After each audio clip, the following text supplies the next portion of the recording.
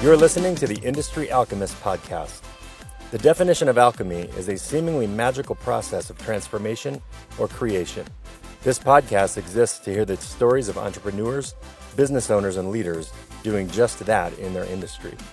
We hear about the journey of the brave souls carving a new path, moving their industry and our lives forward in a seemingly magical way. This episode is brought to you by OfficeChief.com. Office Chief exists to make moving your office easy and painless.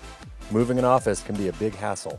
On top of running your company, you're thrown into having to figure out what to do. Hire space planners, furniture companies, movers, IT consultants, the list goes on.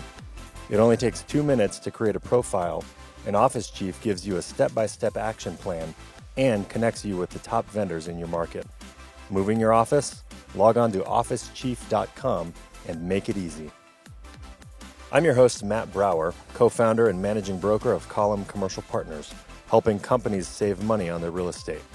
I'm also founder and CEO of OfficeChief.com, an online resource for businesses moving their office or updating their space. Hey guys, welcome to the Industry Alchemist podcast. I am your host, Matt Brower. Today's guest is a force in Colorado's business ecosystem. Not long after attending the University of Arkansas, Greg Greenwood started building businesses in the telecom industry. His first being Land Tech, which he ran for 11 years, growing the company to 8 states and being recognized as an Inc. 500 organization until selling in the year 2000. He then started Com Cables in 2002, which he also sold 11 years later after growing it to Gazelle status. Greg is probably best known these days for the time and effort he spends mentoring other entrepreneurs and creating an ecosystem to help businesses thrive in this market. Just a couple of the ways that he does that, or that he has done that, are by founding the Colorado Thought Leaders Forum and leading as CEO for several years the Blackstone Entrepreneurs Network in Colorado. He's an avid outdoorsman and traveler, which is where he and I connect very, very closely.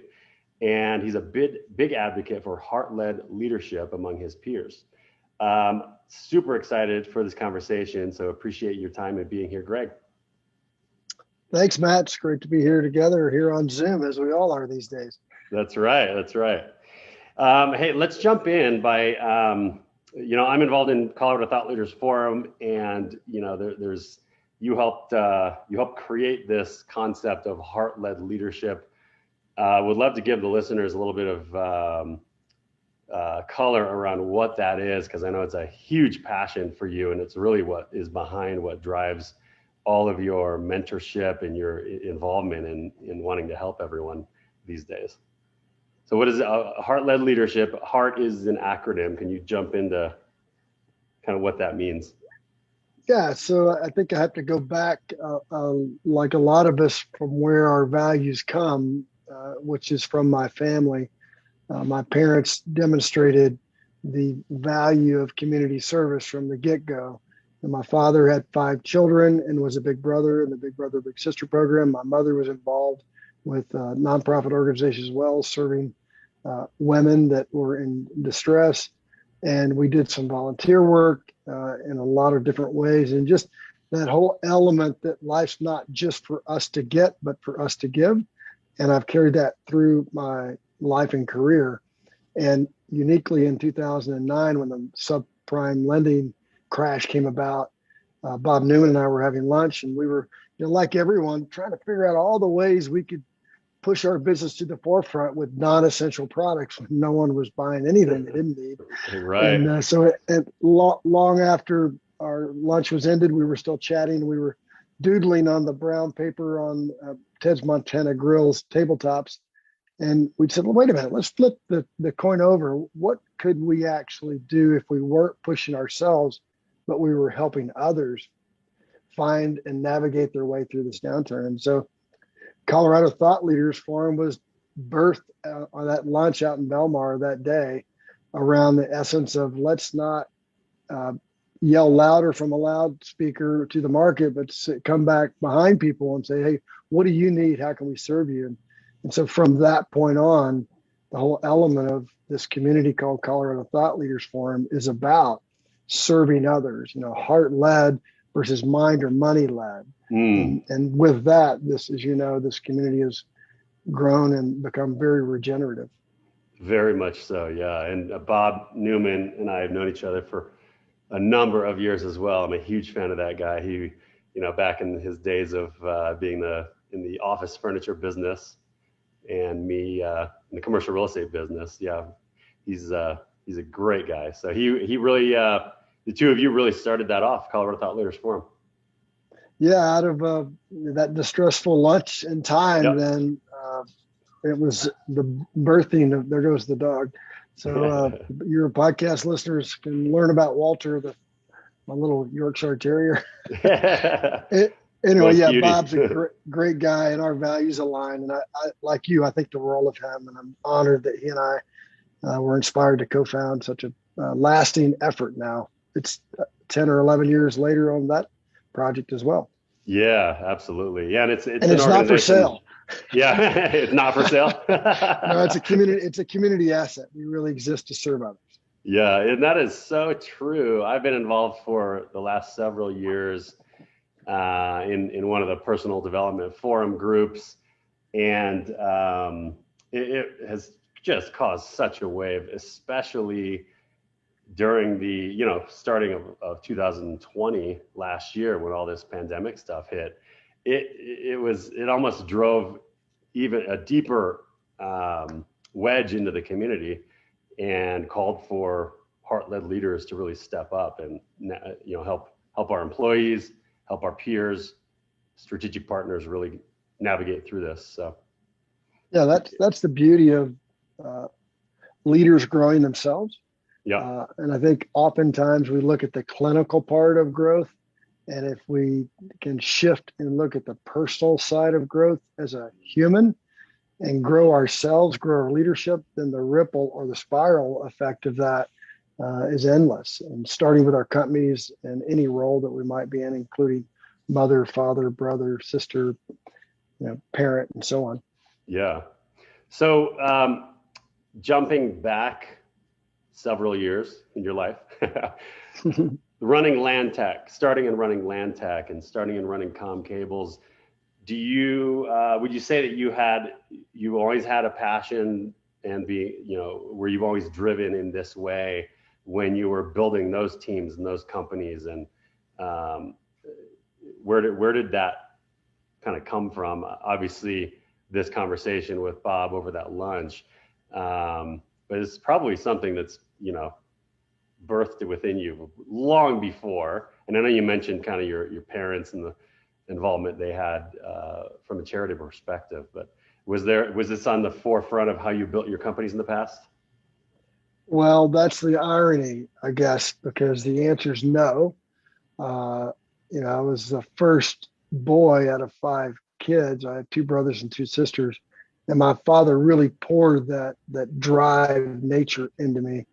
And so earlier in my career, it was about hunting and gathering, and a bit of shrapnel came out of that. And my personal growth journey started when land tech hit a major bump in 97-ish, where the industry collapsed and the margins shrank, and Cisco became a big force, and as did Bay Networks, and the resellers and integrators really got squished when that first talent challenge emerged in technology. And what happened for me, Matt, is that I didn't have the answers to correct the course.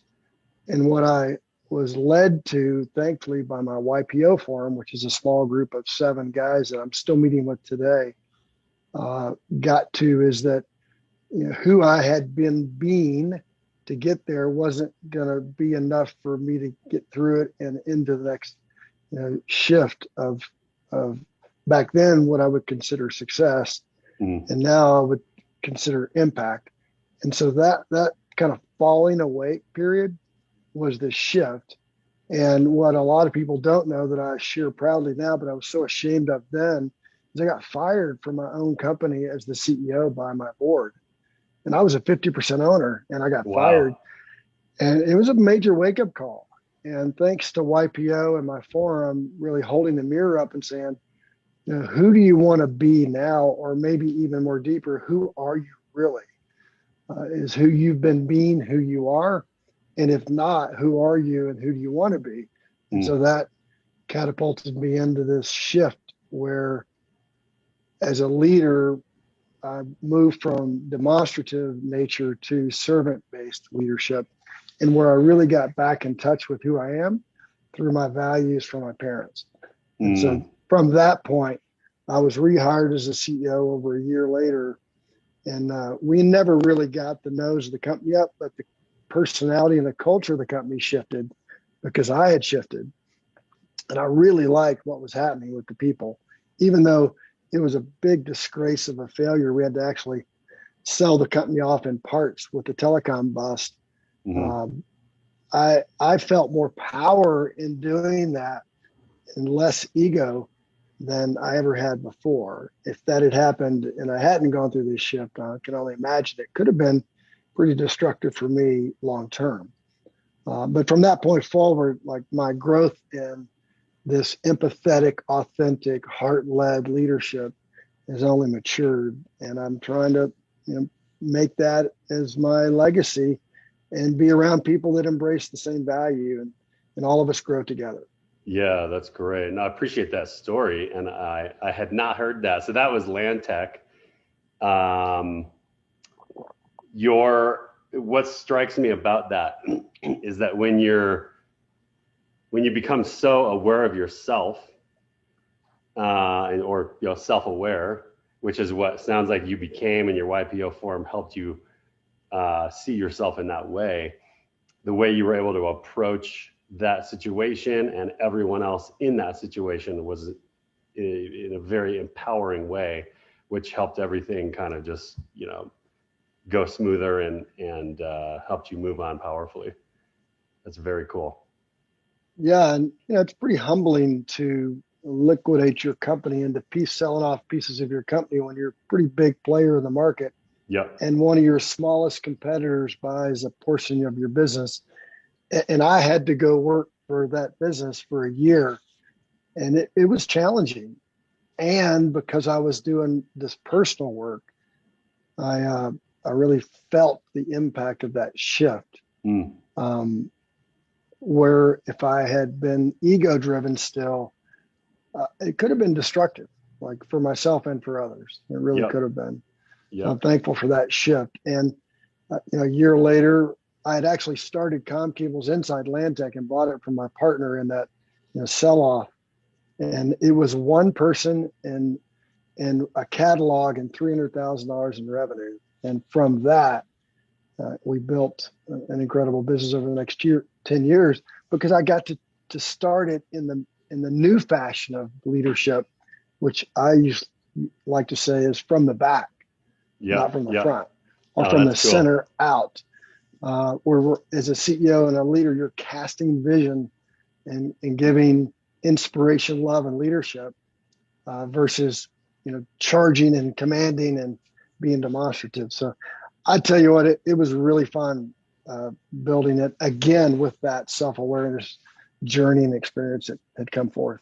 That's very cool. That's the one thing I preach all the time, is as helpful as the human ego can be to produce things in the world and to drive forward, it is the most limiting aspect of our humanity that exists. And the more we can get over, it all comes from self-awareness. The more we can become aware, so deeply aware of ourselves, the more the ego sheds away, and you can, just like what you said, love that, lead from the back or the center. That's so cool. Great reminder for me, because I'm not always the greatest at doing that for my organizations. So appreciate you saying that. Yeah. Well, what they say, you don't know what wisdom or experience is until you have some. That's right. So how did you get into telecom in general? Did you go to school for that at all, or did you just have a passion for it, or did you see an opportunity in the marketplace? And it just total happenstance, maybe like a lot of us. I don't know why we think in college we know what we're going to do the rest of our lives, but Yeah. I fell into it by happenstance with a job opening for a company that had been in the radio and TV parts business since 1938 in Memphis, Tennessee, and they were opening up an office in Little Rock, and they were looking for an inside salesperson. And I thought, well, that's probably a good option for me. I can sit on the phone and talk to people and maybe sell some parts. And I got hired, and I walked in, and it was a blank warehouse, literally with shelving units stacked on pallets and inventory and boxes on pallets. I had to build the branch office up from scratch with my manager. And I got this groundbreaking, ground level view of how to start a business, kind of micro business, if you will, as a branch office. And uniquely, I was kind of good at it. And then 10 or 11 months later, they fired my boss. Mm-hmm. And we were really making things happen. And they said, can you keep this place running until we can find you a manager? And I'm like, I don't want a manager. I'll run this place. I'm 22, snot-nosed guy. And I called my dad that night. I'm like, hey, man, I got an opportunity here. Can you coach me how to manage a business? And he goes, absolutely. So we would meet on a regular basis, or I'd call him with a challenge, and he walked me through it. And 4 years later, when I decided to move to Colorado, I was still the manager and had an enormous experience at a very young age under my belt. That's awesome. And that was all in electronic parts at the time, but IBM came out with their networking system in 1984. And I found that it was a lot cablers and networking hardware than it was to sell little parts that go into big machines that you shipped them an order every month, but you had to get in line to get that 1-year contract. So I kind of became the telecom, networking, cable and connector sales guy. Yeah, that's where you learned the business, and then we're able to see opportunities within it then. Yeah, then the wave of networking just came pouring on. And when I moved to Denver in '88, it was really more progressive in the West than it was in the South. And I just grabbed a hold of it and managed another office for a company in Seattle and Denver. And then in 1990, with one of my coworkers and I and one of our customers, started Landtech. Cool. And then the rest is history, as they say. Yeah, entrepreneurial journey began. Yeah. That's very cool. It's been a very rewarding industry. I've met a lot of great people across the country, and just networking in the literal sense and networking in the human sense now for me. Yeah. So then in 2002, when you started Comm Cables, that was kind of at the tail end of the tech crash, right? I guess it was kind of right in the middle still. I moved to Denver in 2001, right after, March of 2002. So right that same year, I jumped into commercial real estate, and the economy was still in the toilet. And I was like, what the heck am I doing? And all the senior brokers said, oh, don't worry, this is a great time for you to learn the business, because you'll have time to learn instead of do deals. Well, didn't really track for me, but in hindsight, I'm very glad I got into the business at that time. What had you want to jump back in? What opportunity did you see with Comm Cables that was missing in the market that you could build a package around? I know it was e-commerce related and soup to nuts offering. Yeah, if you remember back then, e-commerce was like going to be the big next wave. Everyone was going to shift and buy everything online. And it's 2020, and it's definitely happening now, but it certainly wasn't happening as quick as we had anticipated back then. And my thought was, if there's ever been a frontier in this industry, this is the time. And let's take a basic product like cables and sell them on a website. And so we did a hybrid. We built a catalog and a website, and we were telemarketing and emailing people to try to get them to go to the site and buy. And it didn't happen. Yeah. People just didn't want to buy online quite yet. And the tools online weren't what they are today, of course. Yeah. So we just retreated to a more simple model and became the kind of private label distributor of cables. And as simple as it seems, we took bulk network cables of every kind and connectors and put them in comm cables bags and header cards and boxes. And we didn't really know what we were doing in the beginning, but we were building a brand. And people started asking for, hey, send me the comm cables. What's the comm cables part number? And all of a sudden the light went off. And I'm like, well, we ought to just build an entire demarc to desktop cable infrastructure offering that was our brand. And so we did that. And at the time, there was a lot of consolidation of the major manufacturers buying up the middle tier. And so there was a lot of room and there was a lot of fragmentation at the lower end. And I thought, well, there's enough space for us. Let's just do that. And so as the story goes, we picked up a lot of other product lines that complemented the comm cables brand. And so that we would sell Tyco's products and Honeywell's products and comm cables product all off the same menu, if you will. So we started being recognized as a household brand. And so that's really the opportunity I saw and the team saw. It wasn't just me. We had this gal that was the first employee. Her name was Buffy. And so we called her Buffy the Cable Slayer off of that funny movie that was out there. And she was just as involved. And then we hired this gentleman, Len Banks, who I worked with when I first moved to Denver, and just assembled an eclectic group of humans that together we built this. It wasn't by any stretch only my idea. So we just kept iterating and capturing the window of opportunity. Yeah. There's a lot of correlations between that story and what I think will be happening over these next 2-3 years right now. There's a lot of consolidation happening in almost every industry. It seems like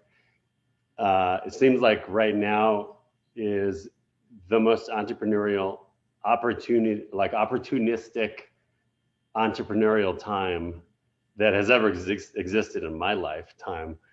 So much change, so much,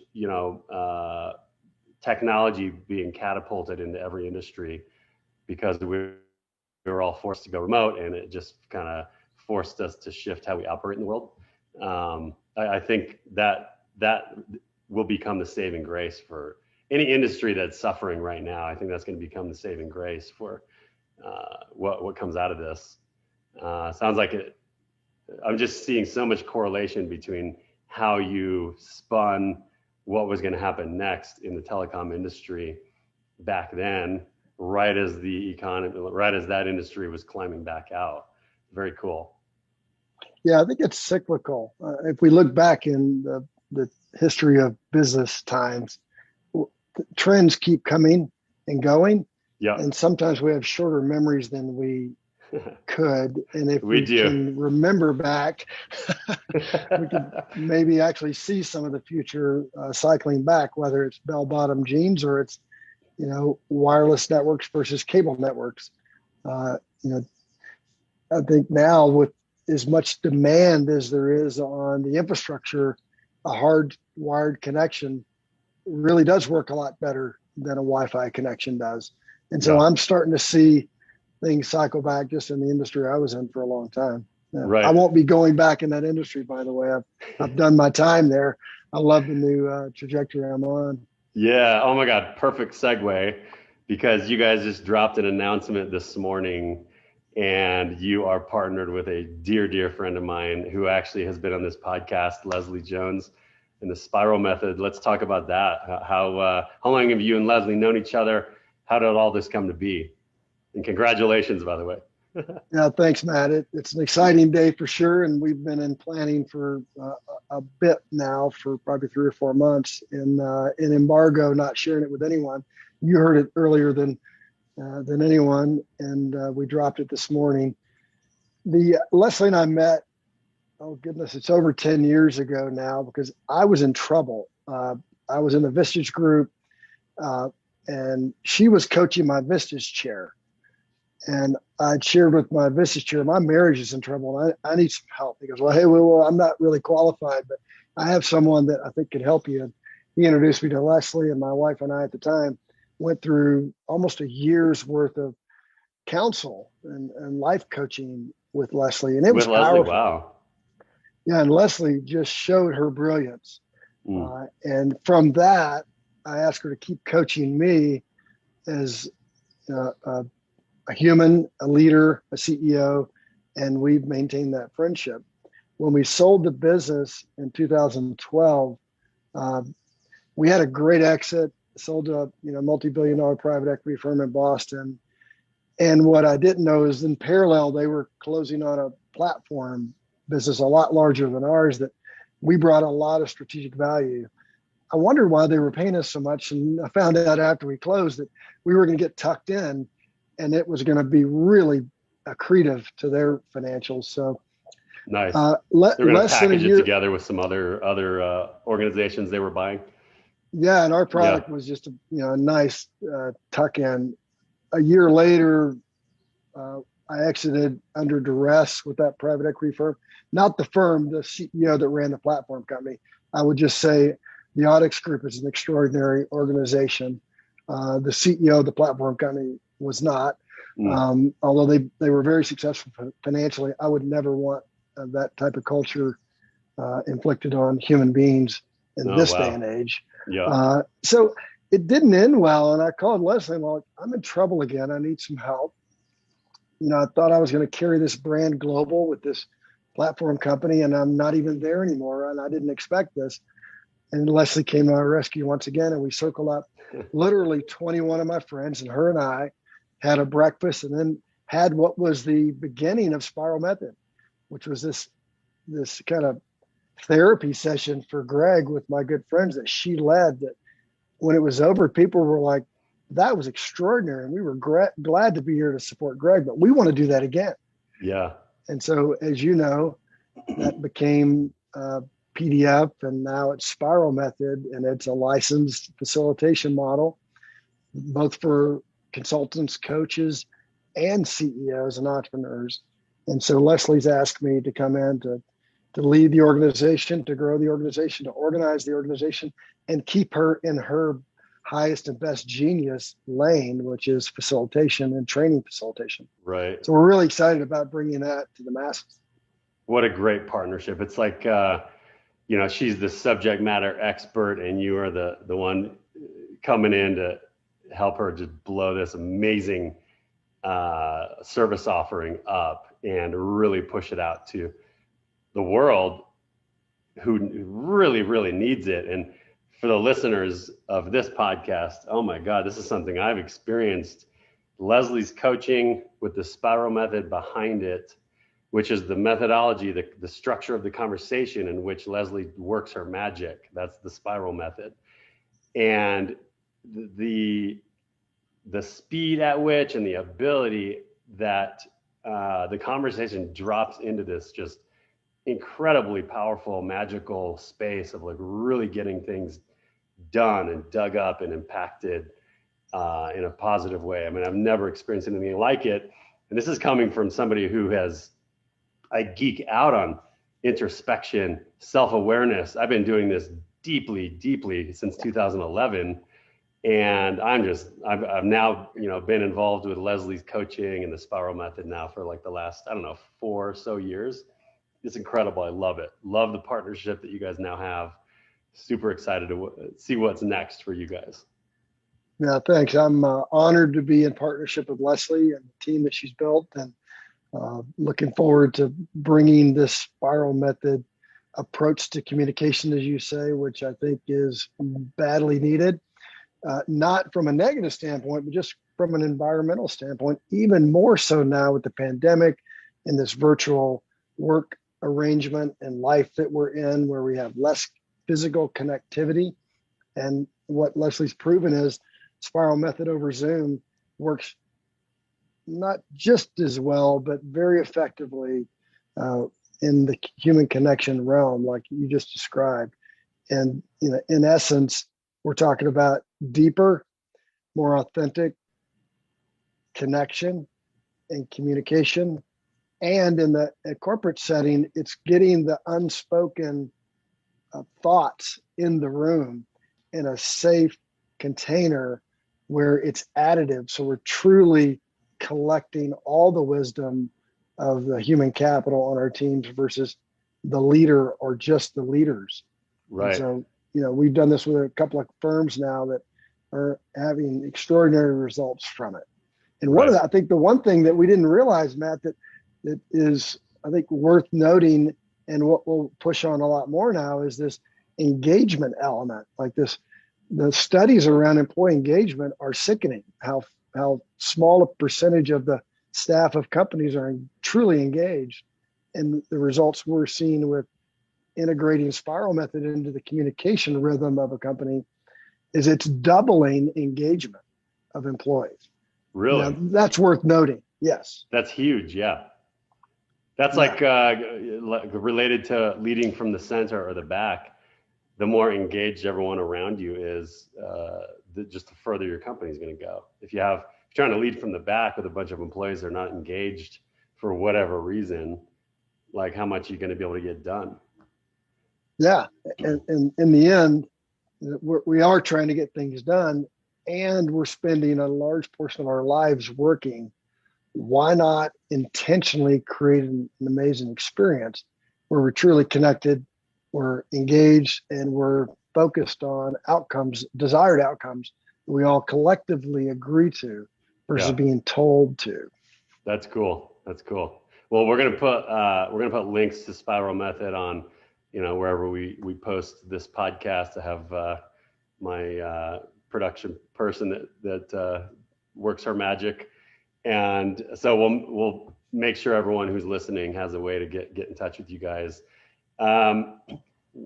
This next phase for you is very indicative of what you're passionate about and what you've been doing for the last several years since I've really gotten to know you, which is really helping people, helping entrepreneurs and business leaders do what they do. And you have just a passion for helping, just mentorship and helping people lead. And so I want to get into, we'll wrap this here shortly with some rapid fire questions so the listeners can get to know you more personally.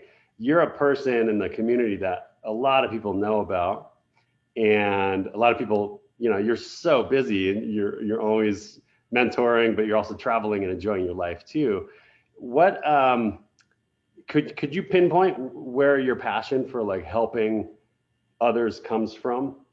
And the reason I ask that is because you have a lot of people, they have an exit like you had, and they just want to go sail the world and be off the grid for the rest of their lives.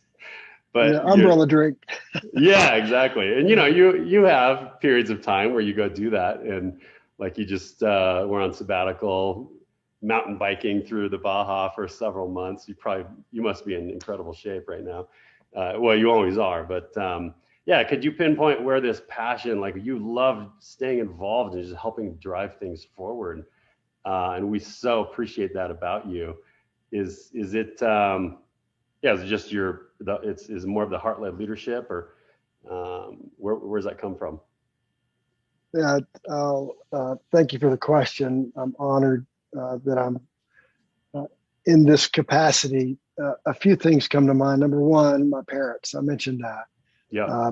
I mean, there's no way to emphasize how important parenting is. And I didn't grow up wealthy by any stretch. I grew up wealthy in heart and soul, in modeling. My parents were incredible with their model. And then I think this work I did when I got fired as the CEO, the kind of work I embarked on, whether it was for my YPO group, my men's group at church, or Landmark Forum, or any of the retreats I went on, just the work I personally did woke me up to who am I really? And who am I? I am a compassionate, empathetic, servant-based human being. And I still am in awe that people even want to spend time with me. And as I get older, I realize, oh yeah, there is some wisdom with experience that might be valuable. I always put an earmark on it. Hey, remember, it's worth what it costs you. So be careful what you don't pay. Yeah. Yeah. And so that's the other point. And then of course, the results, when you see someone really blossom out of your mentorship or advisoryship, or you're just your encouragement, it fills me in such a way that, well, I want to keep doing that. And I will share that my mother gave me I get from my mother an extraordinary capacity for relationship and connection. And I've really gotten in touch with that over the years too. And the last thing I would ever want to be is stingy with something that is such a gift. My spiritual mentor, Salt, who's in my men's group with Leslie, says, Greg, we're blessed so that we can be a blessing. And so I've kind of always embraced that approach. Wow. Like, this is mine, but it's not really mine unless I give it away.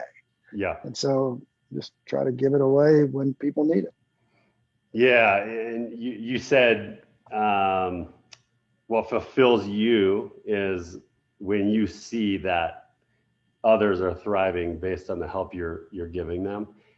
And I think that is, you almost said, what I'll say is I think that's probably true for most people, but most people don't realize that because they're not doing it. Like it's just speaking from my experience and watching, I've done a lot of different types of coaching and I've seen others do it. I think that when we contribute to others in whatever way that looks like, it is actually the most fulfilling thing for most of us. And we appreciate that you just continue to do it. It's incredible. You have a huge heart. Well, thank you. I'm honored that someone would even want to be supported. So, so let's wrap this here. A couple minutes. I just want to ask you some rapid fire questions. I'm not going to ask you who your heroes are because I've already heard several times your parents have had a huge impact in your life, and that's incredible. What can you mention any books that you've read or thought leaders that you've really followed over the years that have had a huge impact in your success and your drive in life? Yeah, so it starts way back with Zig Ziglar and just being positive. Like I love living from positivity, and Zig Ziglar was the master of positivity. Yeah. And that goes way back, God bless his soul and his organization that still is out there and prolific today. Secondly, and more notably now, Adam Grant, who is a professor at Wharton College at University of Penn, and he wrote a book. He's written several books, but the one that really captured me was Give and Take. The essence that through research, he discovered there's three types of professionals: the givers, the takers, and the matchers. Matchers meaning someone that's keeping score. And in the end, who wins? The giver. The giver. Not the doormat, but the intentional networker, connector, servant wins in the end. And he gives some incredible stories in the book. So that would be my number one, with a close second, Zig Ziglar, from when I was very young and formidable. That's great. Cool. Yeah. I haven't read Give and Take yet. I've heard so much about it. So I'm definitely going to check that one out. And yeah, very familiar with Zig Ziglar. I mean, we studied him actually in college back in the day, just because he's just a gem. Yeah, he's a pillar. Yeah, he is. How about you come from the technology industry. What's your favorite technology these days? Something you use all the time that you just can't get enough of? Whether it's a cell phone app or a device or whatever. It's Coinbase. I'm a bit of a crypto blockchain junkie, and I got into cryptos 4.5 years ago, and I'm really glad I did. Oh my God, I'll bet. Thing, but between Coinbase and Robinhood, I'm having a lot of fun, and I say that with caution. Yeah, but it's just a fun little project for me that keeps me entertained. Yeah, I got in about 4 months ago. I wish I would have gotten in 4 years ago. Yeah, Ethereum's really working today, but last week Ethereum's been like it has. It's been crushing. That's crazy. Cool. Yeah. All right, last question. We'll wrap with would love to know what your superpower is. What are you great at that people may or may not know about you? I think I've been Sarah from CTLF shares this with me a lot, but she thinks I have like this matrix in my brain when I meet someone and I get to know them and I really tease out of them who they are and what they're trying to accomplish. I tend to find a connection point in my community where someone could really benefit from knowing them, and that they could benefit from knowing that person as well. So I think my superpower is connecting, not just for the sake of connecting, but aligned connections where Yeah, people mutually benefit from knowing each other. that's great. Yeah, and that takes knowing people deeply and uh, bridging that connection. That's cool. Yeah. Well, Yeah. we'll keep doing it because that's one way you work your magic and help people thrive. So Well, thank you, Matt. very It's cool. an honor to be of service. Well, great to get to know you better. Really enjoyed this conversation. I know tons of people are going to listen to this and go, "Oh my God, this is incredible!" Get to know Greg Greenwood better. You're a local celeb in the business community, so very neat to get to know you better. Well, thank you, Matt, for having me. It's been a pleasure to get to know you as well. And I hope there is value that's received from our time together here. Absolutely. Enjoy the rest of your day. Okay, you too. Take care. Bye.